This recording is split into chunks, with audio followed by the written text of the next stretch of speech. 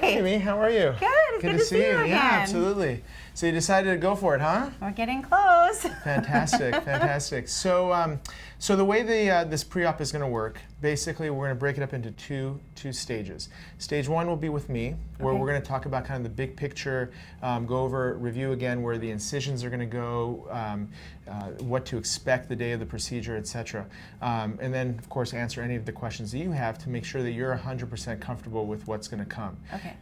And then the next stage, you're going to meet with our nurse, Stacy, who's going to talk to you in real detail about what you're going to do before the procedure for the first couple of weeks before to prepare for the procedure, as well as what you're going to do from the moment you have the surgery up until a week later in terms of all the different caretaking issues that go along with it. Okay. So hers is a little bit more detailed. We will be a little bit more broad and more kind of big picture. But more importantly, I want to make sure that you have all your questions answered and you feel comfortable moving forward. Okay. I did have a couple of questions. I mentioned before that I did have fillers. Is that in any way going to mess with the fat transfer? So how many syringes of fillers did you have? I think there's about one, maybe 1.5 on each side. It might have degraded a little bit by now. Sure. Yeah. And then a little bit of Juvederm in the lips. In the lips. And how long ago was that done? I want to say close to 3 months. 3 months, okay. So the thing with fillers is that the amount of filler that you typically put in, you know, a syringe and a half, is very small amount relative to the kind of fat transfer volumes that you'll be getting. Okay. So what that means is, even though a little bit goes a long way when it comes to fillers, it's not enough to change the overall volume that you're going to be getting during the transfer. So it's not a problem at all. Out and lose a little weight, is that going to affect? I'm not planning on losing a lot, but how will that affect my fat transfer? So if you're talking about after the surgery, you're going to be working out more. So within, I would say, anywhere from 17 to 20 pounds of weight gain or loss really doesn't have much of an effect on the fat transfer. Okay. So ideally, we do it in a person who's in a position to lose weight, not somebody who's in a situation where they're at the very bottom of their weight level. Because the reason is, if you're, say 10 pounds heavier than where you want to be, and you get the fat transfer done, based on what you look like at the moment, and you lose 10 pounds. Likely you're not going to see much of a difference, but let's just say hypothetically you lose enough to be able to see a difference, and your fat looks a little bit less full than it ideally would. Well, that's not a problem, right? Because number one, we're all technically a little under deflated, under the mark in terms of volume needs. But the thing is, if you lose that weight and you keep that weight and you look like you need some more, well, we can always go back and add more at a later time. But if you're in a situation where you hit a baseline low weight and then you gain weight after you've had the fat transfer, that's actually a little bit more of a difficult problem, because now you're going to look more full than you ideally would want to be. Oh, okay. And then my husband had kind of a good question. He was concerned about where you're going to harvest the fat from and what effect will that have on that area of the body. Sure. So there's several areas that we like to take fat from. One is the stomach, and we take it from both sides of the abdomen. We make the incision right at the level of the umbilical cord, the belly button. Oh, okay. And the fat is then removed from each side. The other areas that we like to take it from are the outer thighs and the inner thighs. My two favorite areas are the outer thighs and the stomach. And the reason for that is that it has a good source of fat, but there's very little chance of causing any kind of contour irregularity. At least in my hands, in my practice, I've had some patients who've had some irregularity on the inner thighs, hardly ever had a situation occur on the outer thighs. So that becomes a good source of fat harvesting, because the contour of that area is convex, and it's a dense fat pad into that area, and we take a little bit of fat from a large area, so there's very little overall fat that's being removed, but that little bit that's taken from that large area really doesn't make much of a change in the shape. But like anything else, you have to be prepared for the possibility of a change in the contour shape of that area. Okay. And it's a trade-off between using that fat for your face and at the potential of having some type of an irregularity, as low as a chance as that it may be, but you have to be mentally prepared to accept that as a possibility. Okay. And then some other concerns my husband had were, just risks, anything like nerve damage, things like that. What are the risks? Good. So nerve damage is one of the, when we talk about nerve, there's two types of nerves. There's a type that gives you sensation, where you can feel touch and pain on the skin. And then there's what we call a motor nerve, which is the nerves that move the face, the muscles of the face. The sensory nerves, by definition, you're not going to have feeling over the area where we've done the the facelift for at least 3 to 4 months after the procedure. Okay. Those nerves will come back. That's not a complication. That's just the nature of doing any type of surgery. The type of nerve that moves your face, those nerves are to be avoided during these type of surgeries. And one of the things that actually drew me to the particular approach that I take with you with my facelifts is the fact that the nerves are coming below the what we call the SMAS, or the facial muscular fascia, and as a result, they're coming in from this direction. So if we don't go below the fascia, we're not even in the neighborhood of these nerves, and therefore there's no chance for cutting the nerve or causing damage to it.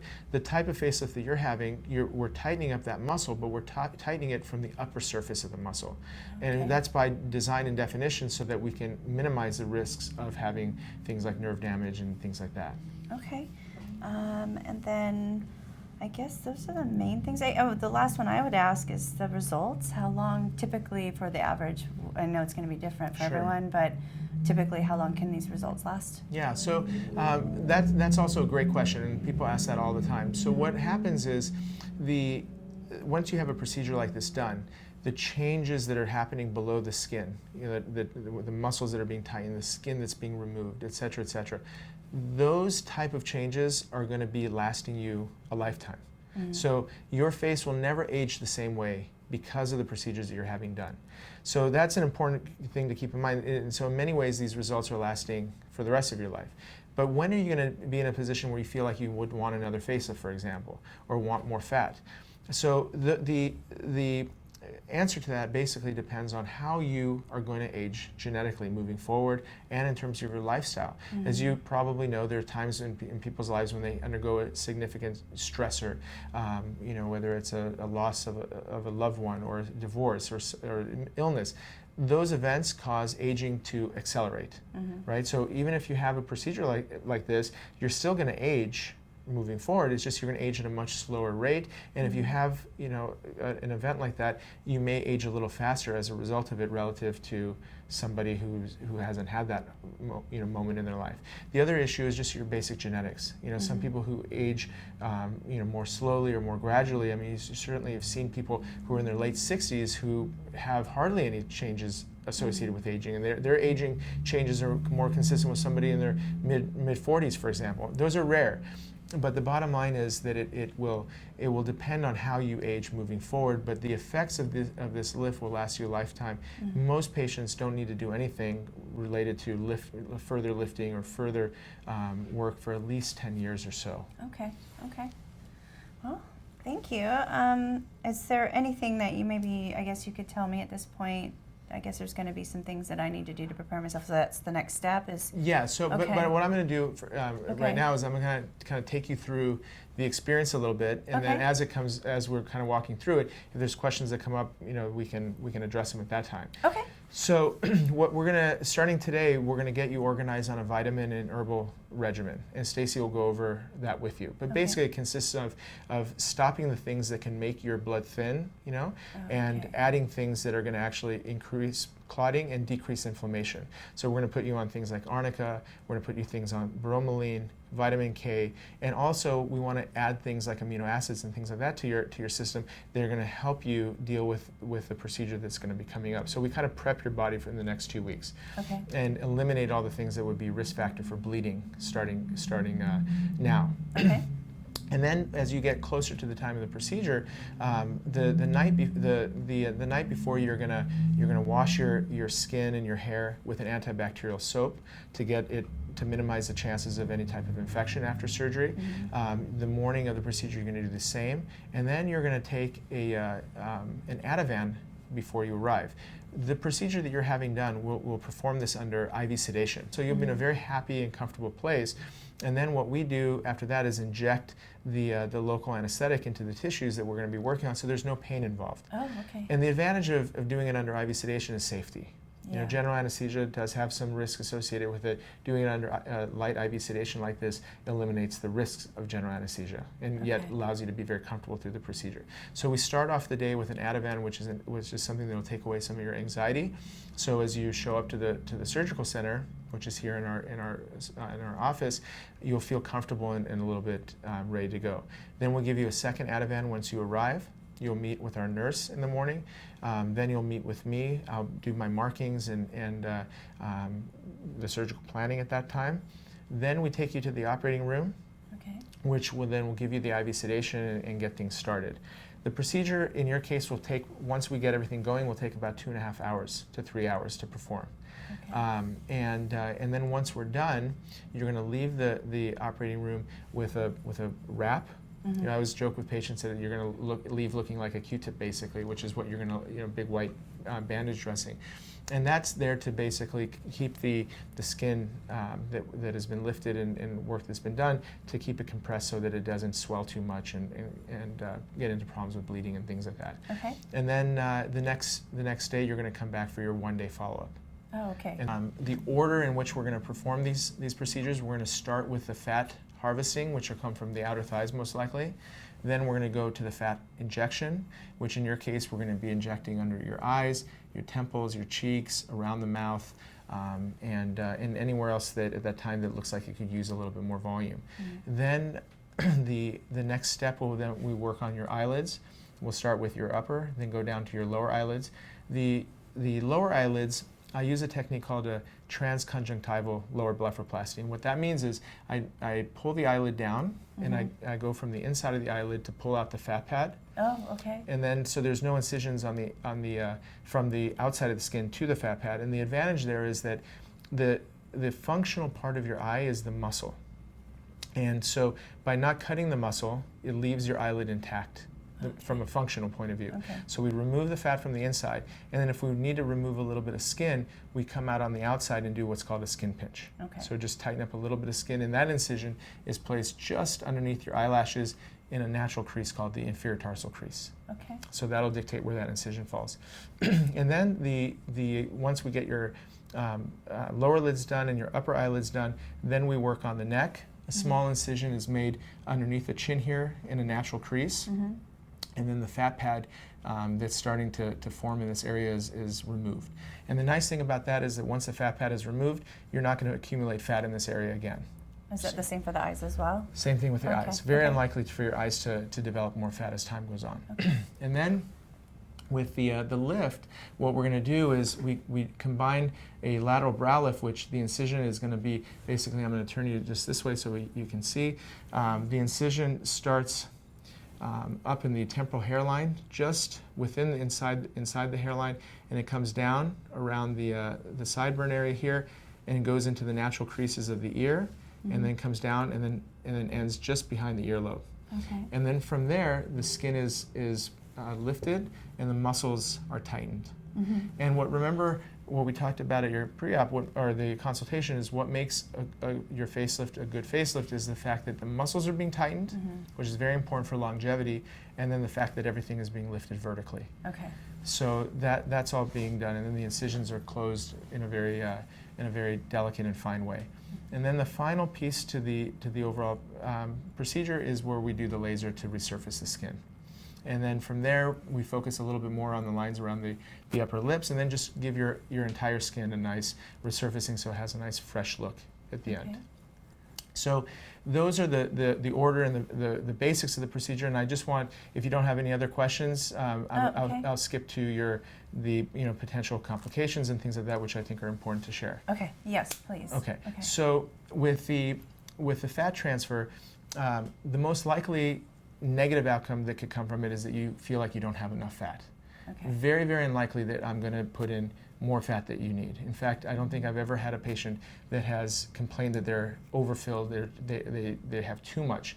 My temperament is such that I want to make sure that you look natural, and that if we ever need to add more, we can do that. Taking away is a harder thing. Okay. So be prepared for thinking of it as an 80% correction, not 100% correction.